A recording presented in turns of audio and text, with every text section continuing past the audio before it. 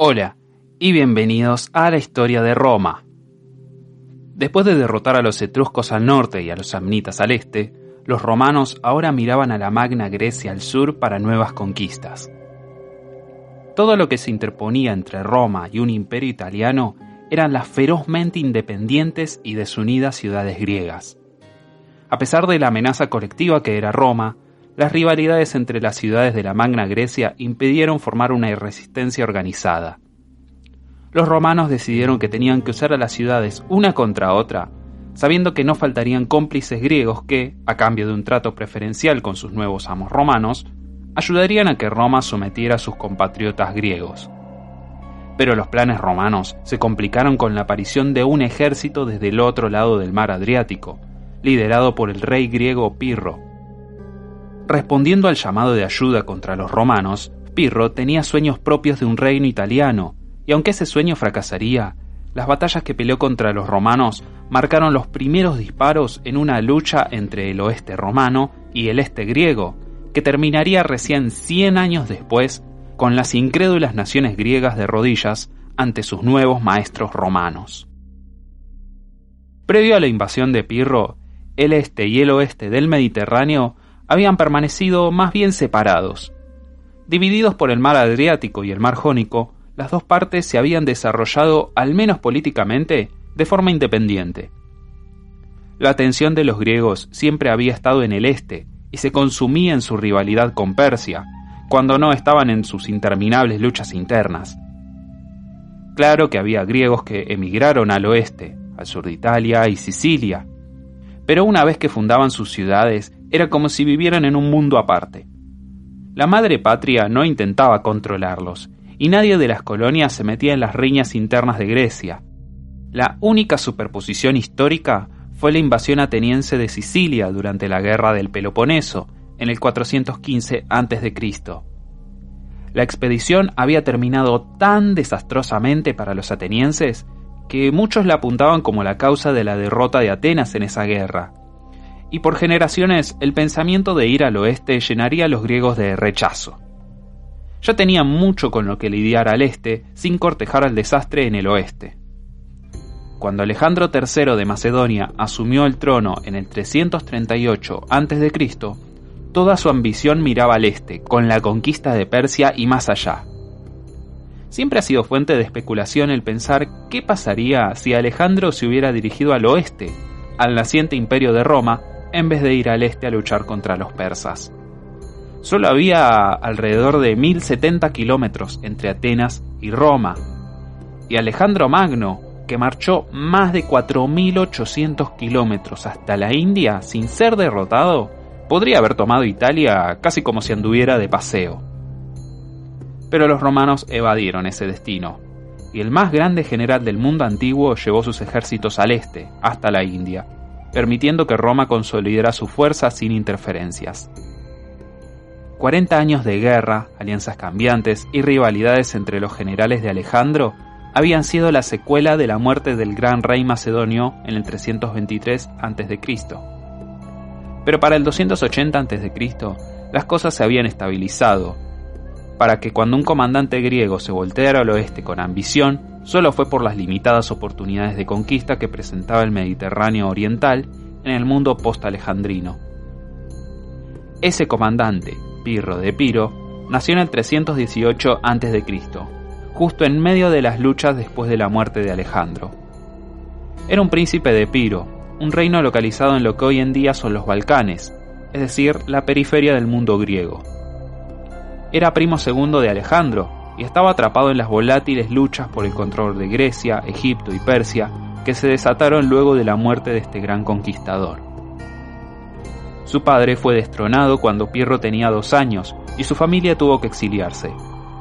A los 16, su padre ya muerto, Pirro fue puesto de nuevo en el trono de Epiro por el poderoso rey que los había refugiado, pero un año después fue depuesto. A través del matrimonio, Pirro ganó muchos amigos poderosos mientras soportaba este segundo exilio, tomando como esposa una de las hijas de Ptolomeo de Egipto y casando a su hermana con Demetrio, el rey de Macedonia. Con estos nuevos aliados, Pirro reconquistó el trono de Epiro. Unos años después, con su hermana muerta, Pirro se volvió contra su cuñado y conquistó Macedonia proclamándose como rey de esa tierra. Su reino sobre la patria de Alejandro Magno fue breve y fue expulsado hacia Epiro en el 284 a.C. Para ese entonces, la situación en el este se había solidificado. Lo que alguna vez fue el imperio de Alejandro el Grande, ahora se dividía en 3 reinos principales, que englobaban Macedonia, Grecia, la Persia Seleucida, Asia Menor y el Egipto Ptolemaico. Había poco lugar para un ambicioso líder de 34 años de un reino griego menor. Cuando en el 282 a.C., Tarento, una de las ciudades centrales de la Magna Grecia, mandó enviados a toda Grecia rogando por ayuda contra la influencia romana, Pirro saltó de cabeza. Los reinos más poderosos despreciaron esta oportunidad, pero Pirro vio su chance de obtener la gloria. Quizás no hubiera lugar para él en el este, pero había abundante espacio para un talentoso general que pudiera ganarse un rico imperio en el oeste. Pirro respondió noblemente a la llamada de auxilio y preparó un ejército de 25.000 hombres para rescatar a sus compatriotas asediados, que pronto, si todo salía bien, se convertirían en sus súbditos. Tarento había actuado contra Roma, porque Roma había actuado contra Tarento. Los romanos habían formado una alianza con la pequeña ciudad de Turios, y cuando su nuevo aliado estuvo amenazado, Roma ofreció su asistencia. Esto molestó a los tarentinos, que consideraban los asuntos griegos como su dominio. Estuvieron aún más enojados cuando una pequeña flota romana enviada para reforzar a Turios naufragó y terminó en las aguas de Tarento, lo cual era una clara violación de los acuerdos entre los tarentinos y Roma. Los tarentinos atacaron la flota romana y hundieron un buen número de naves. Así que ahora le tocaba a Roma el estar indignada, y mandaron enviados a Tarento para exigir disculpas. Los tarentinos recibieron a los enviados descortésmente y los echaron con coros de insultos. Roma ya no necesitaba más provocación, y en el 282 se declaró la guerra de inmediato. Antes de que llegara la ayuda de Grecia, los romanos lograron saquear Tarento y empezaron negociaciones de paz con la aristocracia local, que favorecía una alianza con Roma. Una partida de avanzada de Pirro llegó en el 281 a.C., justo cuando se firmaba ese acuerdo, y expulsaron a los romanos. En el 280 a.C., Pirro llegó con su ejército completo, que incluía 4.000 jinetes y 20 elefantes de guerra. Desembarcaron en Italia sin oposición, y el rey griego comenzó a planear la conquista sistemática de la península. Pero los romanos, que hace poco se habían asegurado Italia para ellos, no la entregarían fácilmente. Los romanos enviaron un ejército de 8 legiones al sur para lidiar con esta invasión, y se encontraron con Pirro cerca de Heraclea, una ciudad griega localizada en el empeine de la bota italiana. Pirro confiaba que vencería, pero comenzó a dudar cuando vio la forma metódica con la que los romanos construían su campamento fortificado. Esta no era la horda bárbara que los tarentinos le habían pintado. Era un ejército organizado y disciplinado de una sociedad civilizada. Algo preocupado pero decidido, Pirro lideró a su ejército en el campo de batalla. La disciplinada falange griega más que igualó a los romanos, y el ejército de Pirro comenzaba a ganar. Pero los romanos eran perseverantes aún en la derrota, y la batalla desgastó a los griegos. Pirro perdió a 4.000 de sus mejores soldados, y vio con consternación cómo los romanos, lejos de romperse y huir acobardados, se retiraban ordenadamente a su campamento. Esto no sería tan fácil como creía. La batalla de Heraclea fue importante por 2 razones. 1. Era la primera vez que las reformadas legiones de manípulos enfrentaban el poderío de una falange griega. Es verdad, las legiones perdieron la lucha, pero no fue algo aplastante. 2. Era también la primera vez que los romanos enfrentaban elefantes de guerra. La caballería romana estaba aterrorizada por estas enormes bestias, y la presencia de los elefantes jugó un rol protagónico en inclinar la lucha en favor de Pirro. Los romanos aprenderían de su derrota y formularían nuevas formas de atacar la falange y otras tácticas para lidiar con los desconocidos elefantes. Tácticas que pondrían en práctica cuando Aníbal también desplegara a estos animales durante la Segunda Guerra Púnica. los romanos volvieron a encontrarse con Pirro más al norte, en Asculum, del lado este de los montes Apeninos. Para este entonces, Pirro se había reforzado con algunos de sus nuevos aliados italianos, los más notables entre ellos siendo algunas de las tribus samnitas. Pero el rey griego estaba decepcionado por no haber captado a más aliados italianos. Los romanos habían hecho más para asegurarse alianzas, y el plan de Pirro de convertir en masa a los italianos en contra de Roma no daba mucho resultado. Cuando ambos bandos se encontraron cerca de Asculum, tenían ejércitos de iguales números, algo de 40.000 soldados. Los romanos estaban encabezados por Publio Decio, hijo del héroe de la Tercera Guerra Samnita y nieto del héroe de la Primera Guerra Samnita, que trajo con él nuevas herramientas para lidiar con los elefantes de guerra, que incluían carrozas que rodearían la pierna de los enormes animales con sogas para así hacerlos caer.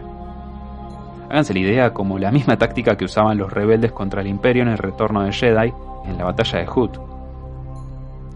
El primer día de batalla fue un empate. Los griegos pudieron romper la resistencia de las legiones en el ala izquierda, pero los romanos derrotaron a las fuerzas de samnitas y tarentinos en el centro de la línea de batalla.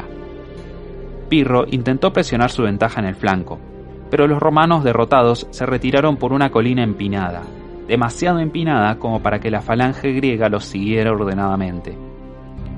Tirando proyectiles desde allí, los romanos forzaron a que Pirro se retirara, y el día terminó con ninguno de los dos teniendo la ventaja. El siguiente día, Pirro le ordenó a sus hombres que tomaran posesión del terreno más alto, forzando a que los romanos salieran a la planicie llana. Esta vez, sus elefantes aplastaron la línea romana, rompiendo su resistencia. Pirro había ganado de nuevo, pero la batalla fue muy costosa, y muchos de sus mejores oficiales habían caído.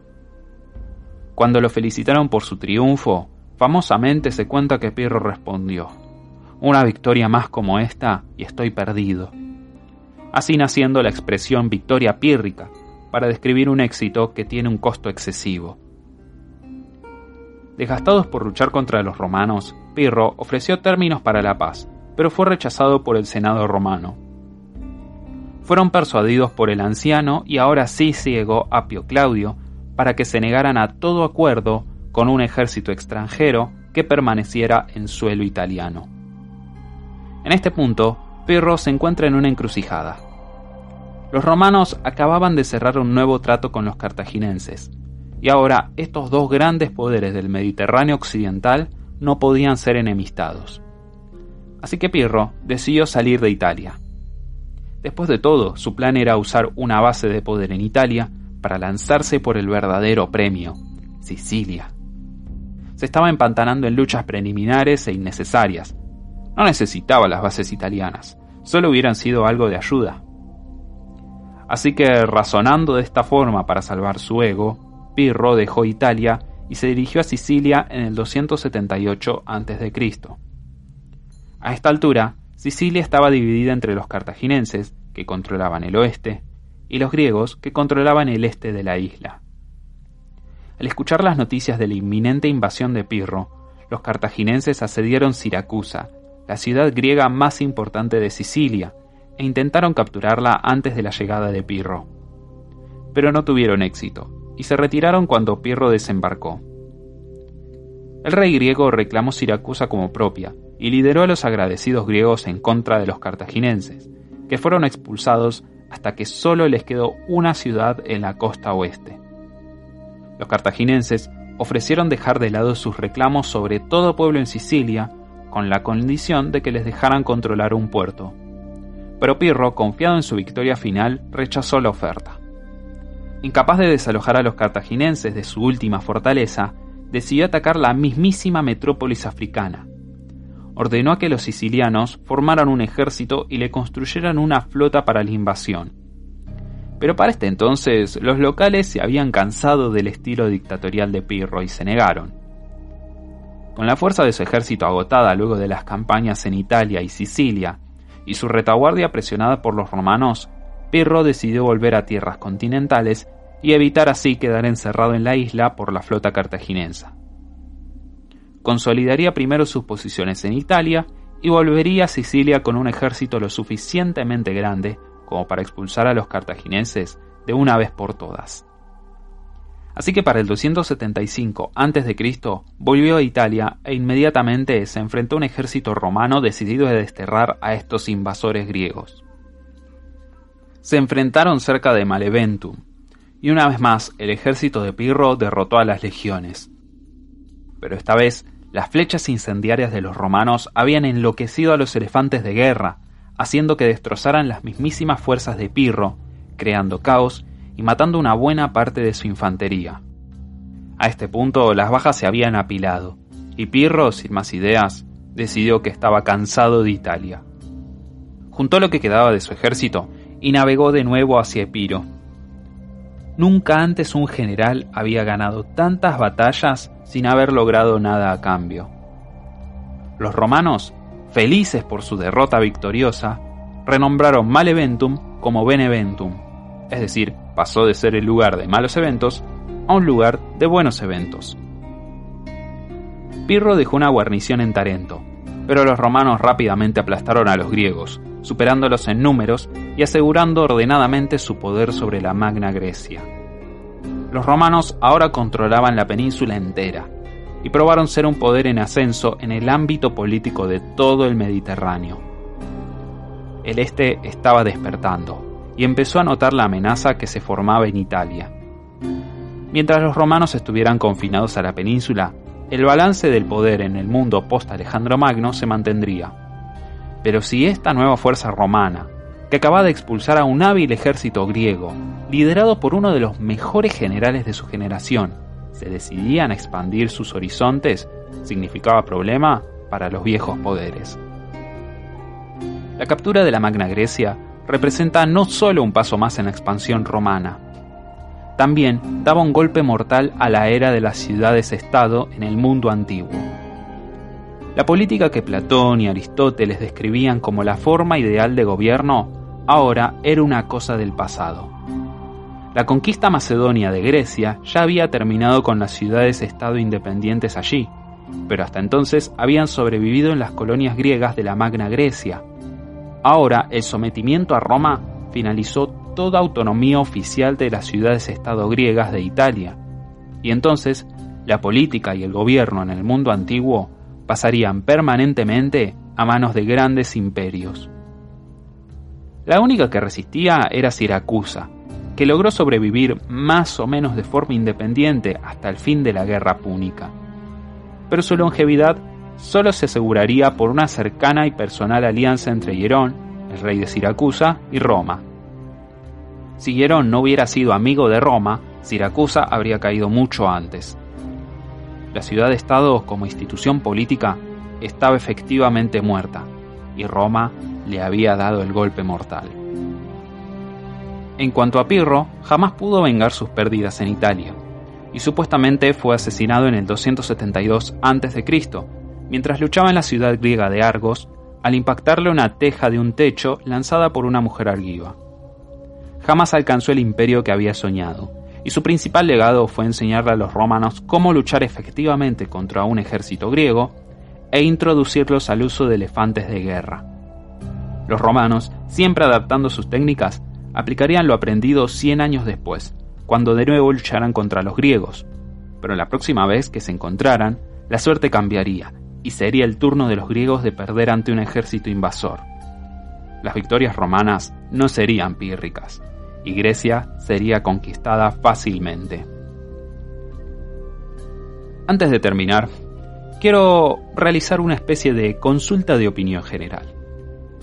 ¿Les interesa el mundo helénico y más específicamente la vida de Alejandro Magno? Personalmente es una de las figuras del mundo antiguo que más me ha fascinado desde siempre. La vida de ese joven que, tomando a un pequeño ejército, logra conquistar todo el mundo conocido. Increíble, ¿verdad?